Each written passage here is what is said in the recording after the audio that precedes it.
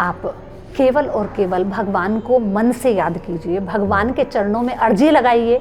जब भी आप परेशान हो, हनुमान जी महाराज के चरणों में एक नारियल पे कुछ पैसे और 2 लड्डू रख के अर्जी लगाइए, आपका काम बिल्कुल पूरा हो जाएगा। लेकिन मैं जब परेशानियों में होती हूँ तो मैं ये कहती हूँ कि मैं कोई भी कार्य अपने आप से नहीं करती। मैं जो भी कोई कार्य करती हूँ आपकी प्रेरणा से करती हूँ। आपकी इच्छा हुई है तो मेरे मन में ये प्रेरणा आई है, और जब मेरे मन में ये प्रेरणा आई है तो आपकी कृपा से आई है। अब इसको पूरा करना आपका कार्य है, क्योंकि ये मेरा नहीं है। और जब मुझे लगता है कि शायद मैं विफल हो जाऊं, क्योंकि मैं भी इंसान हूँ, कई बार ऐसी परिस्थिति सामने आ जाती है कि लगता है कि नहीं अब कैसे होगा, तब मैं केवल एक बार आंखें बंद करके इनसे कहती हूँ कि तुम्हारे ही कृपा से मैं यहाँ तक पहुँची हूँ, अब तुम्हारी जैसी मर्जी वैसा कर दो। मतलब आपका जो सूत्र है वो समर्पण है, बिल्कुल पूरी तरह आप छोड़ देती पूरी हैं। तरह, अच्छा, केवल श्रद्धा और भाव से। इन हनुमान जी का भी मैंने अपने हाथ से स्पर्श किया हुआ है। मैं इनको हमेशा राखी बांधती हूँ, इनको दोज का टीका करती हूँ। अच्छा, और भाई दूज को जो बहनें टीका लगाती हैं, इनसे मैंने जो भी कहा वो एक क्षण में पूरा किया। इस मंदिर की महिमा, इन हनुमान जी की महिमा, कि जब मैं आई थी तो मैं कहती थी इस पे श्रृंगार अच्छे से नहीं हो सकता, हम यहाँ पे ना जब कभी हमारा मौका लगेगा तो हम दूसरे हनुमान जी लगाएंगे। अच्छा, इन हनुमान जी ने अपना चमत्कार दिखाया कि देख मैं तेरी निष्ठा अपने में कैसे कराता हूँ। जब आप सेवा के लिए तत्पर होते हैं तो भगवान स्वयं रास्ता दिखाते चले जाते हैं। मैं कहती थी मैं इस मूर्ति को बदलवाऊंगी, लेकिन इसी मूर्ति ने मुझे वो चमत्कार दिखाए कि मेरा जीवन परिवर्तित कर दिया। आज मैं दिव्या से साध्वी दिव्या भारद्वाज। अच्छा, जब तक आपके जीवन में हनुमान जी की और शंकर भगवान की सेवा नहीं आएगी, आपको किसी भी भगवान की प्राप्ति नहीं हो सकती। जो एक फैशन डिजाइनर भी रही है, अच्छा, एक ब्यूटी प्रोडक्ट्स और एक मतलब एक तरह से समझो स्किन का डॉक्टर। हाँ, एक चर्चित जोविस कंपनी आपने, हाँ, उसमें जोविस आपने VLCC से मैंने छोड़ा है, 2012 में मैंने छोड़ा। और आप ये सोचिए कि फैशन डिजाइनर सारे जगत को फैशन में कर देता है, हर चीज को फैशन में बदल देता है। उसका आज मन एकदम परिवर्तित हो गया तो इनकी कृपा से हुआ है, इनकी भक्ति से हुआ है। मैंने जैसे जैसे अपना प्रेम बढ़ाया वैसे वैसे ईश्वर ने अपनी कृपा करनी शुरू करी, और यही जीवन है हम लोगों के लिए, यही जीवन है। जैसे ही ये आई, इन्होंने आते के साथ हमें घर दिलवा दिया। अच्छा, जबकि सर पे किसी का साया नहीं था इनके अलावा, और हम सोच नहीं सकते थे कि इतनी जल्दी इस कॉलोनी में हमारा हो जाएगा। इन्होंने घर दिलवाया, घर दिलवाने के बाद प्रेम बढ़ता चला गया, बढ़ता चला गया। युगों युगों से संभाले सबको,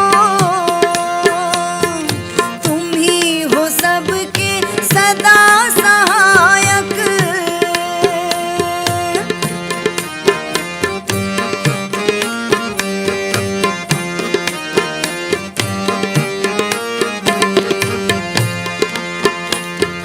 युगों युगों से संभाले सबको, तुम ही हो सबके सदा सहायक। तुम ही मिटाते हो भव की बाधा, तुम ही मिटाते हो भव की बाधा। तुम्हारी जय हो, तुम्हारी जय हो, कृपा करो हे कृपालु हनुमत। तुम्हारी जय हो, तुम्हारी जय हो, कृपा करो हे कृपालु हनुमत। तुम्हारी जय हो, तुम्हारी जय हो। जो कोई जो कुछ भी तुमसे मांगे, तुम्हारे दर से गया न खाली।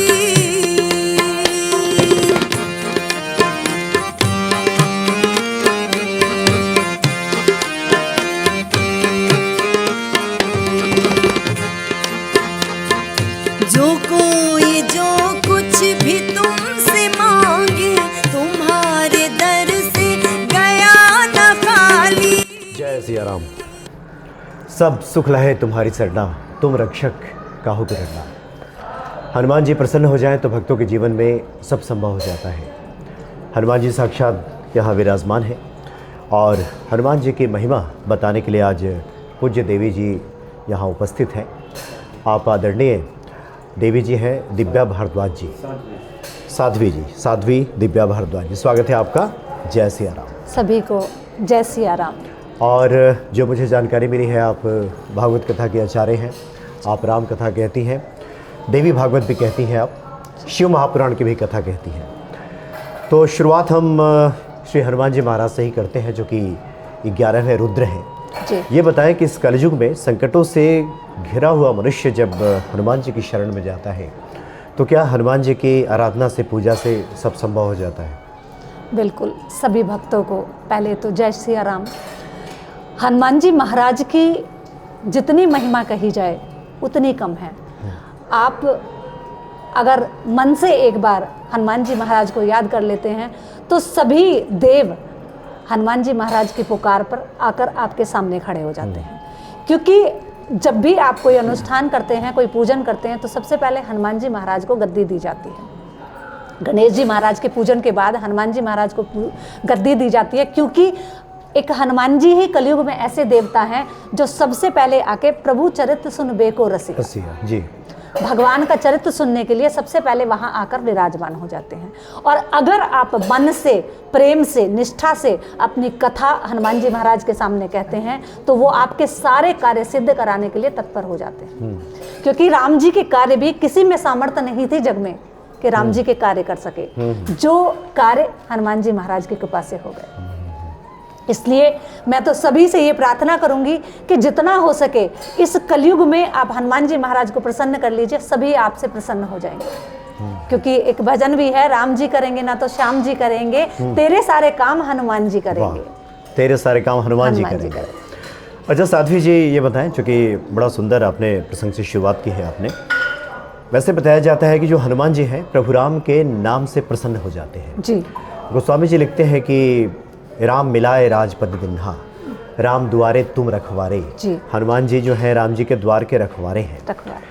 आमतौर पे कई बार होता है कि कोई व्यक्ति जब हनुमान जी की भक्ति करना शुरू करता है और हनुमान जी उसके चित्त में जब विराजित हो जाते हैं तो उसे सुनने को मिलता है कि नहीं पहले तो राम जी को पुकारना होगा, तब हनुमान जी प्रसन्न होंगे। ये बताएं कि ये जो यात्रा है हनुमान जी से राम जी की तरफ है या राम से यात्रा हनुमान की तरफ चल के आती है?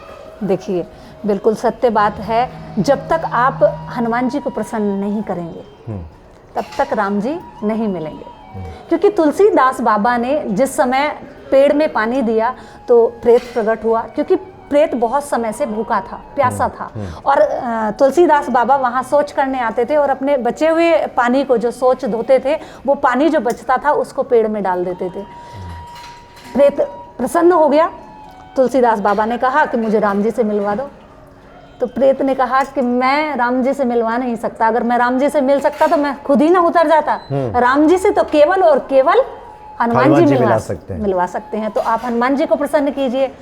तो बाबा ने कहा कि तुलसीदास जी बाबा ने कहा कि देखिए, अगर आप ऐसा कर सकते हैं, आपने मुझे रास्ता तो दिखा दिया, अब आप मुझे हनुमान जी से मिलवाइए। बोले, मैं हनुमान जी से 100 कोस दूर हूँ, क्योंकि भूत पिशाच निकट नहीं आवे, महावीर जब नाम सुनावे। लेकिन हाँ, मैं इतना कह सकता हूँ कि आप हनुमान जी की भक्ति कीजिए, अगर हनुमान जी आपसे प्रसन्न हो गए तो राम जी से मिलवा देंगे। और तुलसीदास बाबा ने ऐसा ही किया, हनुमान जी महाराज को प्रसन्न किया और हनुमान जी महाराज ने उनको रास्ता बताया और जाके राम जी से मिलवा दिया, जिससे वो तुलसीदास बाबा के नाम से विख्यात हुए। और उन्होंने रामचरितमानस की रचना कर डाली, जिससे आज पूरा संसार सुख पा रहा है, भगवान के नाम की महिमा गा रहा है। तो सब हनुमान जी की कृपा का प्रताप है, सब कुछ उन्हीं की भक्ति का प्रताप है। अगर आप एक बार मन से भगवान की भक्ति में लीन हो जाएंगे तो मेरा ये दावा है, मैं अपने पर्सनल अनुभव से भी कहती हूँ कि मेरा ये दावा है, आपको जो चाहिए वो मिलेगा। अच्छा, थोड़ा और बताएं कि आपका ये निज अनुभव क्या है, जो कि गोस्वामी जी ने एक जगह और लिखा है कि और देवता चित्त न धरई, हनुमत से ही सर्व सुख करई। जैसे देखिए, हमने जब शुरुआत की तो सब सुख लहे तुम्हारी सरना से ही किया। बहुत बार लोग ये कहते हैं कि आप शुरू राम जी से क्यों नहीं करते, क्योंकि राम जी का नाम लेंगे तो हनुमान जी खुश होंगे। तो आपका अनुभव और जो आपने देखा है, आपने क्या पाया है कि राम जी तक जो यात्रा आगे बढ़ेगी वो हनुमान जी से होकर ही बढ़ेगी। बिल्कुल। मैं आपको अपना निज अनुभव बताती हूँ कि मैं बरसाना से हूँ। अच्छा। और मेरे मन में सबसे पहले जो कृपा दृष्टि आई वो राधा रानी की कृपा से आई। मैंने एक बार राधा जी का रूप लिया और एक मतलब आप समझ भी नहीं सकते कि 2 महीने के अंदर अंदर मैं राधा रानी के बरसाने में बहू बन के चले गई। अच्छा। तो ये कृपा मेरे लिए सबसे बड़ी कृपा थी। फिर मैंने चाहा मुझे राधा कृष्ण जी का मंदिर सेवा में मिल जाए। मैं आपको बताऊं, मैं प्रोफेशनल बीडीएम थी, वीएलसीसी पर्सनल केयर में बीडीएम थी। मैंने एमबीए किया मार्केटिंग से और एकदम मेरी लाइन ही चेंज थी। मेरा विवाह हुआ। विवाह होने के बाद ब्राह्मण पुजारी थे, मुझे सब चिढ़ाने लगे कि चोटी वाला तुम्हारा पति है। मैंने उनसे कहा मुझे ये अच्छा नहीं लगता क्योंकि मैं प्रोफेशनल हूँ और आप हो, ठीक है आप सब करो लेकिन ये चीज़ थोड़ा सा कम कर दो, मतलब चुटिया कम हाँ। कर दें। तो अच्छा। पंडित जी ने कहा ठीक है हम कर देंगे। पंडित जी ने चुटिया कटवा दी। काट दी, जो बांधने वाली सिखा थी वो थोड़ी लंबी करके और कटा दी। अच्छा। जिससे कि बालों में पता ना चले। अब आप देखिए चमत्कार ईश्वर का। 2 साल के अंदर अंदर मेरे अंदर ऐसा परिवर्तन आया कि मैंने पंडित जी से कहा हम नौकरी नहीं करेंगे, हम भगवान की सेवा करेंगे। उन्होंने कहा नहीं अब मैं इस लाइन में नहीं जाऊंगा, क्योंकि ब्राह्मणों की आजकल आपने देखा होगा वो इज्जत नहीं है। लोग जितना खर्चा आपके लिए है उतना ही ब्राह्मणों के लिए है। ब्राह्मणों को लोग दक्षिणा नहीं देते ढंग से जिससे उनका परिवार चल सके। तो इसलिए जितने भी ब्राह्मण हैं वो इस पूजा पाठ के कार्य को छोड़ते जा रहे हैं, अपने आप को दूर करते जा रहे हैं। पंडित जी ने कहा हम नहीं जाएंगे। हमने कहा अब तो हम भगवान के चरणों में लीन होना चाहते हैं और हम इसी तरफ जाएंगे। हमने नौकरी छोड़ दी। नौकरी छोड़ने के बाद पंडित जी की भी छुड़वा दी और हम मंदिर ढूंढने लगे। अब हम जहाँ भी कहीं जाएं हम राधा कृष्ण का मंदिर ढूंढें। अब मैं आपको हनुमान जी की महिमा का फल बताती हूँ। अच्छा। जब तक आपके जीवन में हनुमान जी की और शंकर भगवान की सेवा नहीं आएगी आपको किसी भी भगवान की प्राप्ति नहीं हो सकती। अब हम मंदिर ढूंढे जगह जगह, हमें कहीं मंदिर ना मिले। हम जहाँ भी जाएं हमें महाशंकर जी और हनुमान जी यही 2 भगवान मिले। अब हम पहली बार जब एक मंदिर में गए वहाँ भी केवल एक हनुमान जी की मूर्ति एक छप्पर लगा हुआ था उसके नीचे थी। शिव परिवार की जगह पे केवल एक शंकर जी का शिवलिंग लगा हुआ था। हमने थोड़े दिन सेवा की। सेवा से हमें ये फल मिला कि हमने कहीं से छोटी छोटी मूर्तियां शिव परिवार की मंगवा के शिवलिंग के आसपास लगा दी। उस हनुमान जी की मूर्ति का कोई चोला चढ़ाने नहीं आता था। अच्छा। पंडित जी ने और मैंने दोनों ने मिलके साथ में हनुमान जी का चोला चढ़ाया। लोग कहते हैं स्त्रियों को हनुमान जी को हाथ नहीं लगाना चाहिए, लेकिन मैं इतना कहती हूँ कि शुद्ध अवस्था में शुद्ध मन से अगर आप हनुमान जी महाराज को अपना भाई, अपनी आयु के अनुसार अपना पुत्र मान के भगवान की सेवा करते हैं आपको क्या नहीं मिल सकता। मैंने उस मूर्ति की अपने हाथों से सेवा की है। जहाँ वो मूर्ति थी वहीं पे पीपल का पेड़ था कम से कम 500 साल पुराना। हमने उसे ठोक ठोक के वहाँ से लिपाई करी, उस मंदिर की लिपाई करी, लोगों के पैरों में कंकड़ चुभते थे। उस सेवा का फल ये हुआ कि हम इस मंदिर पे आए और यहाँ भी आए तो यहाँ भी केवल हनुमान जी और शंकर जी, शिव जी यहाँ विराजमान है। भक्तों को बता दें ये किस जगह हम लोग बैठे हुए हैं, कौन सी जगह है? ये सूर्य इंक्लेव शिव मंदिर है, गाजियाबाद। बिल्कुल। मैं ये कहती हूँ आप जितने भी पुराने और जितने भी स्वयंभू मंदिरों में जाते हैं जो फल आपको वहाँ प्राप्त होता है वो मेरे इस मंदिर में मैंने देखा है। अच्छा। केवल श्रद्धा और भाव से। इन हनुमान जी का भी मैंने अपने हाथ से स्पर्श किया हुआ है। मैं इनको हमेशा राखी बांधती हूँ, इनको दूज का टीका करती हूँ। अच्छा। और भाई दूज को जो बहनें टीका लगाती हैं, इनसे मैंने जो भी कहा वो एक क्षण में पूरा किया। इस मंदिर की महिमा, इन हनुमान जी की महिमा कि जब मैं आई थी तो मैं कहती थी इस पे श्रृंगार अच्छे से नहीं हो सकता, हम यहाँ पे ना जब कभी हमारा मौका लगेगा तो हम दूसरे हनुमान जी लगाएंगे। अच्छा। इन हनुमान जी ने अपना चमत्कार दिखाया कि देख मैं तेरी निष्ठा अपने में कैसे कराता हूँ। जब आप सेवा के लिए तत्पर होते हैं तो भगवान स्वयं रास्ता दिखाते चले जाते हैं। मैं कहती थी मैं इस मूर्ति को बदलवाऊंगी, लेकिन इसी मूर्ति ने मुझे वो चमत्कार दिखाए कि मेरा जीवन परिवर्तित कर दिया। आज मैं दिव्या से साध्वी दिव्या भारद्वाज हूँ। और थोड़े समय में शायद भगवान ने चाहा तो मैं संन्यास भी धारण कर लूंगी। लेंगी आप? बिल्कुल। अच्छा। भगवान की कृपा से ही ये भगवा मुझे मिला है। मैं 42 इयर्स ओल्ड हूँ और अब से 7 साल से मैं और पंडित जी हम लोग इनकी कृपा से ब्रह्मचारी हैं और इनकी सेवा कर रहे हैं पिछले 7 सालों से। पिछले 7 मतलब सालों गृहस्थ जीवन में रहते हुए भी ब्रह्मचर्य का पालन कर रहे हैं। मैंने ऐसे ऐसे ब्रह्मचारी या ऐसे ऐसे संत देखे हैं जो कि संत और ब्रह्मचारी अपने आप को कहते हैं लेकिन वो है नहीं। लेकिन इनकी कृपा से मुझे वो प्राप्त हुआ कि मैं कहती हूँ जो भी इनकी सेवा में लगे उसे प्राप्त हो। मतलब ये हनुमत कृपा से ही संभव है। हनुमत कृपा से, इनकी कृपा से एक एक पल मैंने अगर खड़े होके यहाँ बोल दिया ना कि मुझे 2 कुंटल का भंडारा कराना है और मेरे पास 2 रुपए नहीं है, इन्होंने वो छुटकी बजा के कर दिया। व्यवस्था हो गई। मेरा आपकी कृपा से सब काम हो रहा है। अच्छा साध्वी जी, आपकी बातों से तो बहुत सारी जिज्ञासाएं मन में उठ रही हैं। हम ऐसा चाहते हैं कि जो भक्त आपको सुन रहे हैं शुरू से आपके बारे में जानकारी मिले। तो आपका संबंध क्या ब्रज क्षेत्र से है? बिल्कुल नहीं। मेरा संबंध, मैं बागपत की, खेकड़ा बागपत की रहने वाली। अच्छा। मेरे घर में मेरी माताजी सेवा पूजा किया करती थी, बाकी कोई नहीं करता था।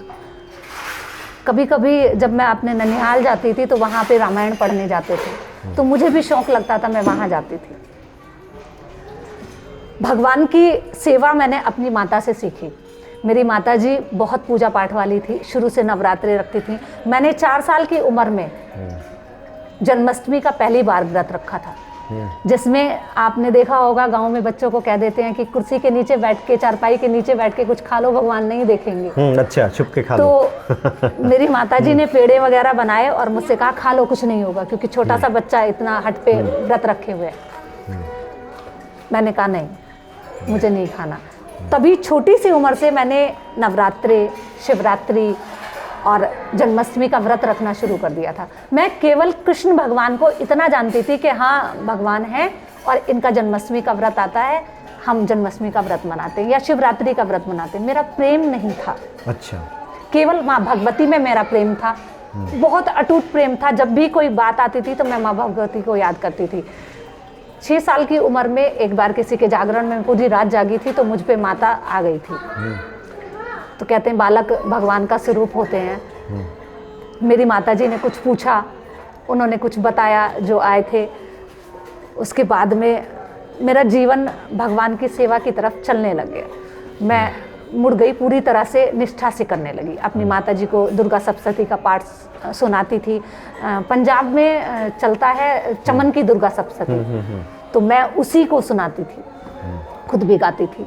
नियम से निष्ठा से पूजा पाठ चल रहा था, लेकिन मुझे नहीं पता था कि एक दिन ऐसा आएगा। बचपन में मेरा जीवन था तो मैं उड़ान सीरियल देख के कहा करती थी मैं तो इसी की तरह बनूंगी। अच्छा, मतलब पुलिस अधिकारी बन पुलिस।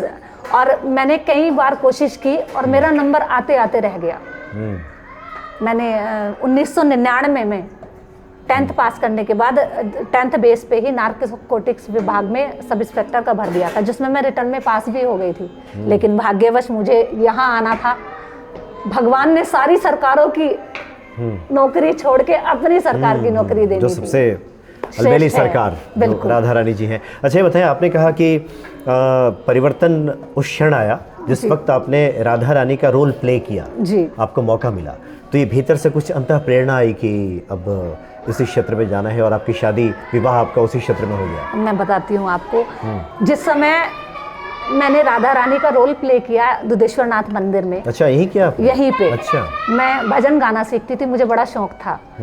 मैं उस समय पे जो ओविस कंपनी है उसमें थी सुपरवाइजर। तो साथ साथ मुझे जो थोड़ा बहुत समय मिलता था मैं माता के बेटे सीखती थी। अब मैं उसमें जाती थी, उन्होंने कहा कि हमारी जो राधा बनने वाली थी वो बिटिया बीमार हो गई है, तो क्या तुम बनोगी?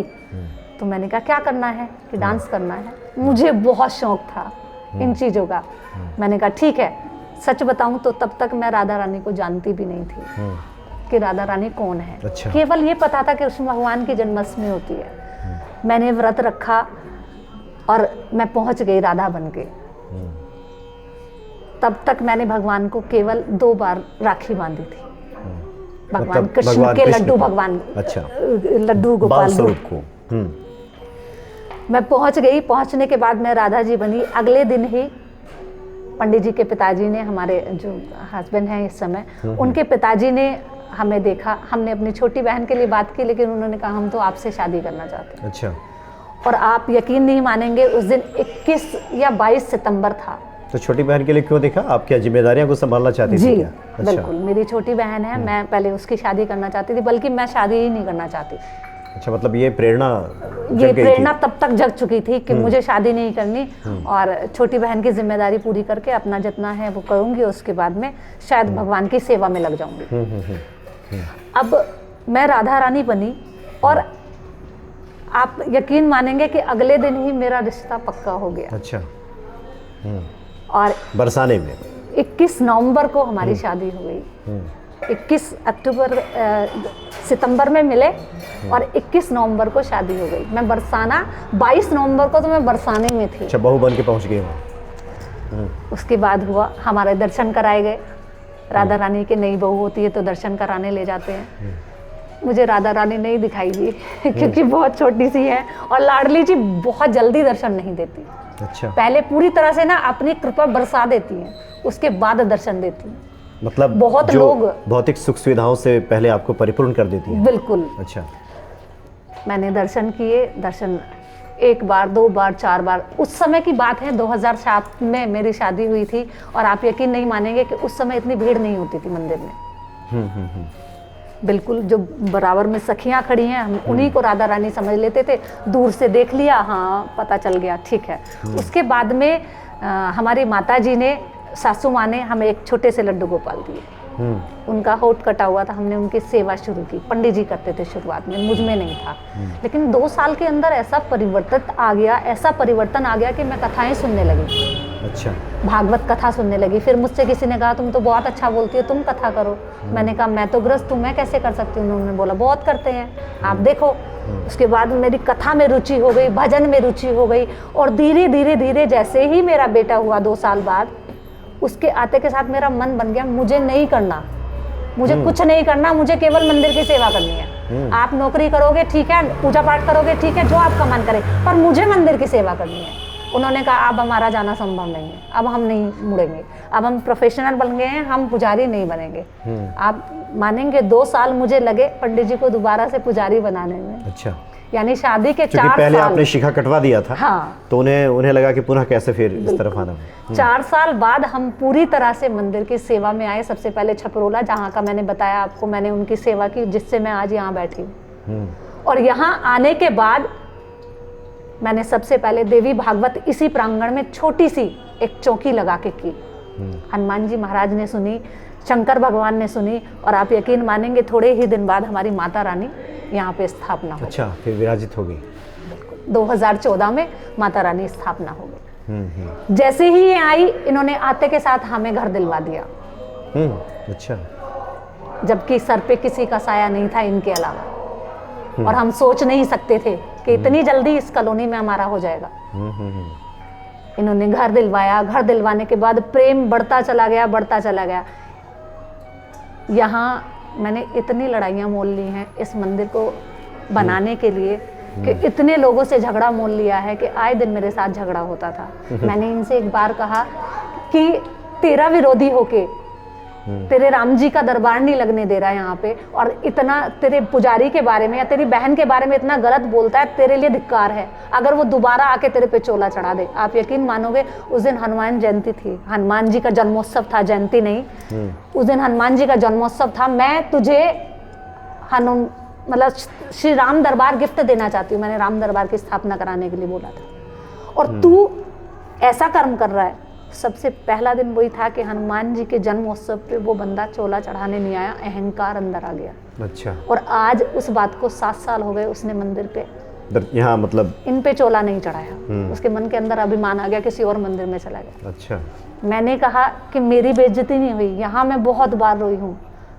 मैंने कहा मेरी बेइज्जती नहीं हुई, तुम लोग जानो। अब पिताजी वो हैं और भाई तुम हो, तुम जानो, तुम्हारे ऊपर छोड़ रखा है। मुंह तोड़ जवाब दिया लोगों को।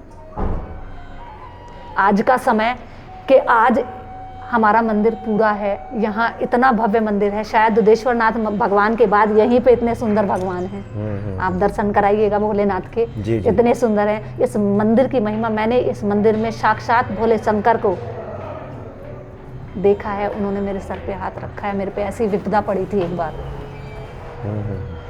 ये हनुमान जी महाराज, मेरे आने से पहले की बात है, 15-16 साल हो गए, जब औरतें यहाँ कीर्तन किया करती थी, आके औरतों ने कीर्तन किया, भोग लगाया और इनको छोड़ दिया, बाहर निकल गई। बाहर खड़ी होकर बातें ही कर रही थी कि उतनी देर में ऐसा लगा पूरा मंदिर गिर गया, इतनी तेज आवाज हुई।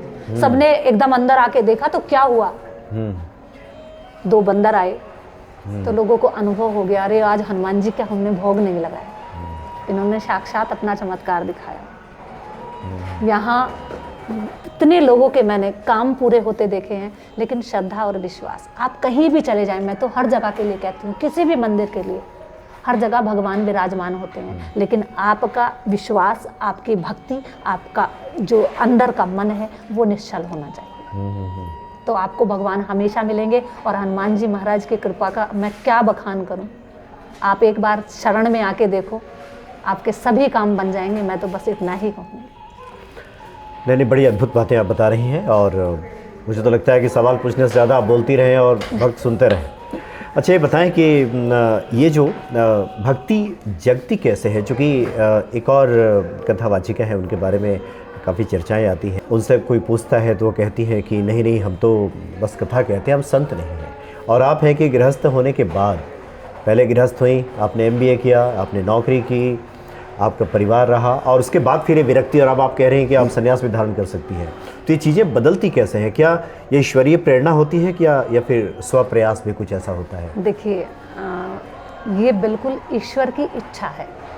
लाखों में किसी एक को चुनते हैं, अंदर की आवाज़ को चुनते हैं। अगर आपके अंदर की आवाज़ सच्ची है तो भगवान एक दिन अवश्य सुनेंगे। आपकी भक्ति सच्ची है तो भगवान अवश्य सुनेंगे। मैं अपने आप को बहुत सौभाग्यशाली मानती हूँ कि मैं मॉडर्न थी।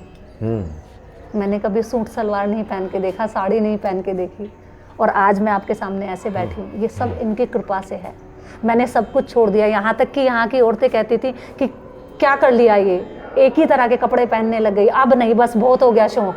ये मेरा शौक नहीं है, ये मेरे अंदर से मुझे मन आया, मैंने इसी कुंभ से अपना ये भेस लिया है कि सब लोग कहते बस बहुत हो गया, अब बहुत हो गया, अब बदल दो। नहीं, आप एक स्त्री से पूछ के देखो जो एक फैशन डिज़ाइनर भी रही है, अच्छा, एक ब्यूटी प्रोडक्ट्स और एक मतलब एक तरह से समझो स्किन का डॉक्टर। हाँ, एक चर्चित जोविस कंपनी आपने, हाँ, उसमें जोविस VLCC से मैंने छोड़ा है, 2012 में मैंने छोड़ा। और आप ये सोचिए कि फैशन डिजाइनर सारे जगत को फैशन में कर देता है, हर चीज को फैशन में बदल देता है। उसका आज मन एकदम परिवर्तित हो गया, तो इनकी कृपा से हुआ है, इनकी भक्ति से हुआ है।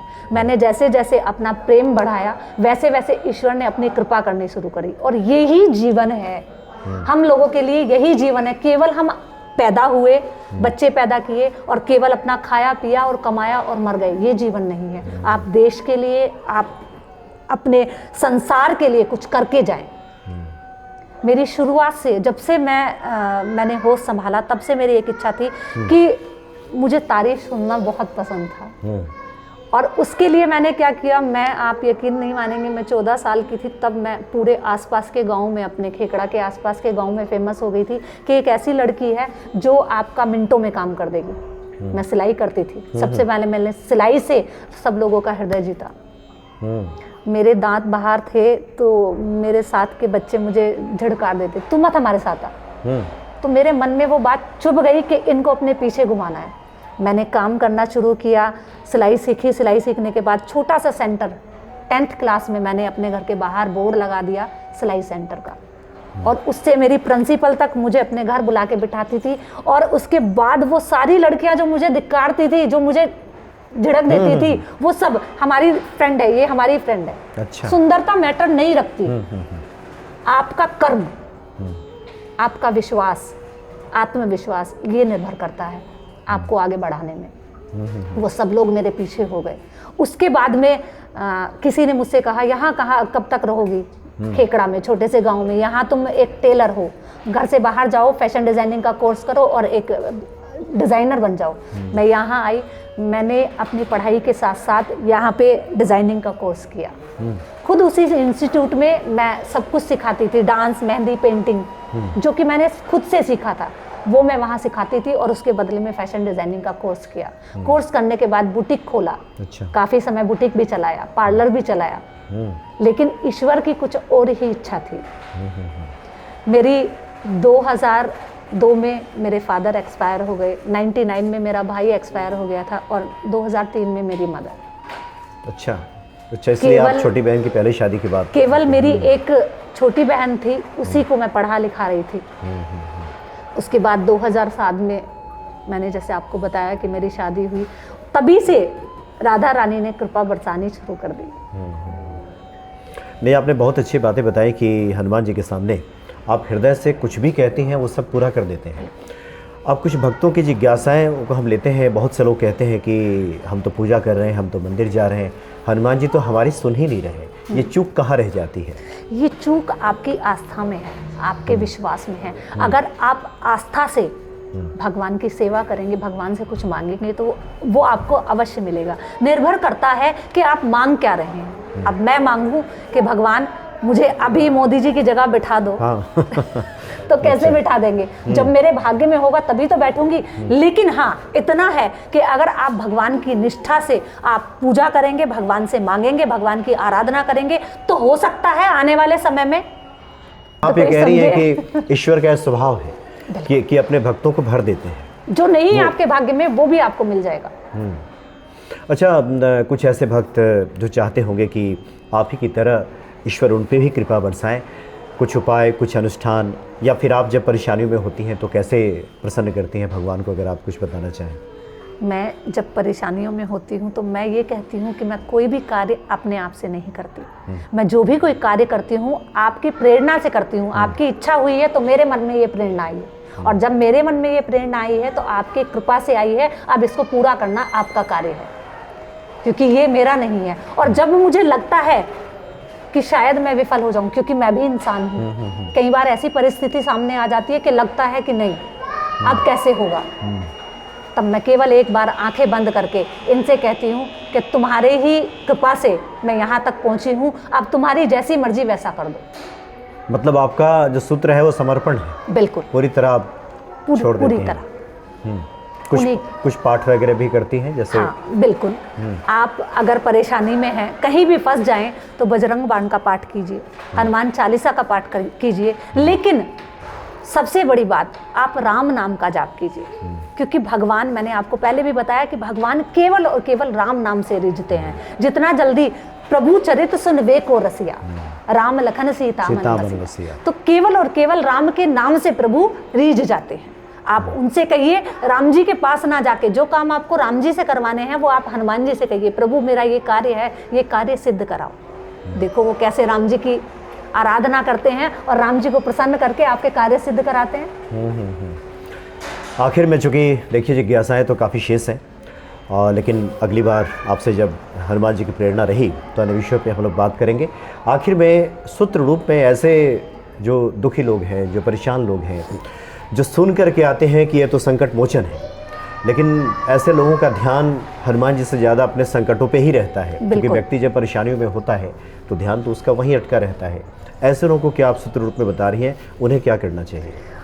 आप केवल और केवल भगवान को मन से याद कीजिए, भगवान के चरणों में अर्जी लगाइए। जब भी आप परेशान हो, हनुमान जी महाराज के चरणों में एक नारियल पे कुछ पैसे और 2 लड्डू रख के अर्जी लगाइए, आपका काम बिल्कुल पूरा हो जाएगा। लेकिन आपकी निष्ठा पूरी होनी चाहिए, आपका मन शुद्ध होना चाहिए, किसी के प्रति द्वेष भावना नहीं होनी चाहिए, क्योंकि कई बार क्या होता है हम द्वेष भावना के वश भी कोई कार्य कर देते हैं। तो आपके अंदर द्वेष नहीं होना चाहिए। अपने कार्य को सिद्ध कराने के लिए, अपने अच्छे कार्यों को सिद्ध कराने के लिए आप हनुमान जी महाराज पे अर्जी लगा सकते हैं, और अर्जी लगाने के बाद में आप निरंतर भगवान नाम में डूबे रहिए, आपके कार्य सिद्ध होते रहेंगे। मतलब इरादे नेक होने चाहिए। बिल्कुल, सदिच्छा से आप हनुमान जी की शरण में जाइए, तो आपके कार्य सिद्ध हो जाएंगे।